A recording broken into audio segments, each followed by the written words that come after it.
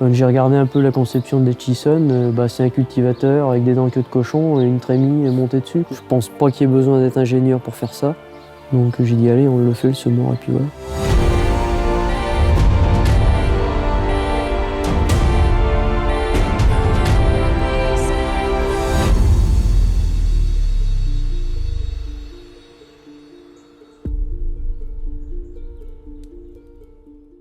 Bonjour, donc Pierre-Olivier, j'ai 34 ans, je suis installé dans l'Allier en GAEC avec un cousin sur une surface de un peu plus de 200 hectares. Alors on a des vaches charolaises, on fait les 90 vaches à peu près et on a 170-180 brebis. Donc là-dessus on a à peu près 140 hectares en herbe et 60 hectares de céréales. Culture de vente, donc du blé principalement. Après tout ce qui est triticale, orge, et lupin pour les animaux, étant donné qu'on essaye d'être le plus autonome possible, que ce soit en céréales et en paille. Après la partie herbe, elle se répartit en prairies temporaires et prairies naturelles, donc grosso modo moitié-moitié, c'est-à-dire que la rotation entre guillemets type chez nous, elle est 3 ans de céréales, 3 ans de prairies. Petit à petit, le labour a été arrêté, donc au début, pour semer les prairies, le labour a été arrêté. Et puis ensuite, ça a été intégré un peu plus sur les céréales, à petite fois.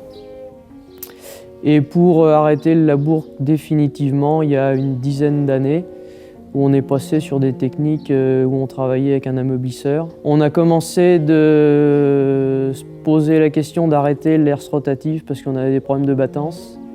Avec des sols, on a des sols avec pas mal de limon aussi. Donc on est passé sur un semoir à dents semeuses. Où on avait encore des résultats qui étaient bons. Et puis maintenant, depuis 2 ans, on s'est posé la question de passer au semi-direct et avec le souhait d'arrêter l'ameublisseur à petite fois. Alors, les autoconstructions visibles dans la ferme, je ne sais pas si on peut parler vraiment d'autoconstruction.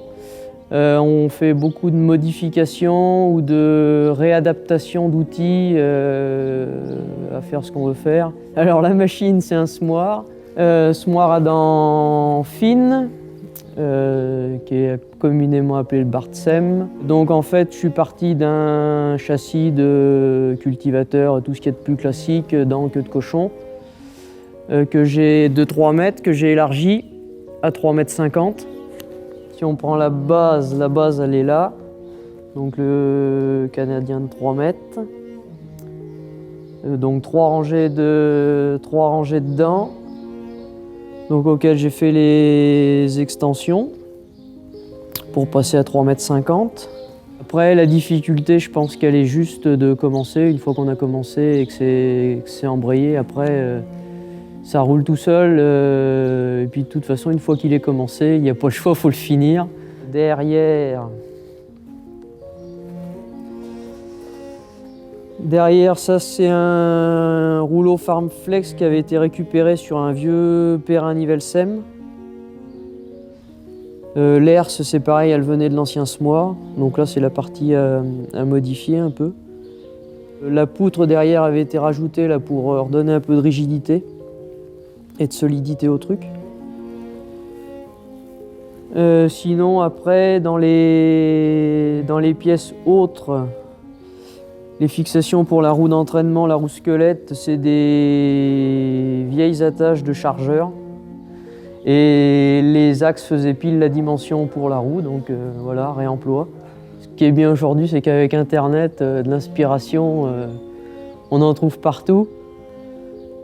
Après, comme autre pièce, y a des bouts de faneuse là, ça c'est des bras de faneuse.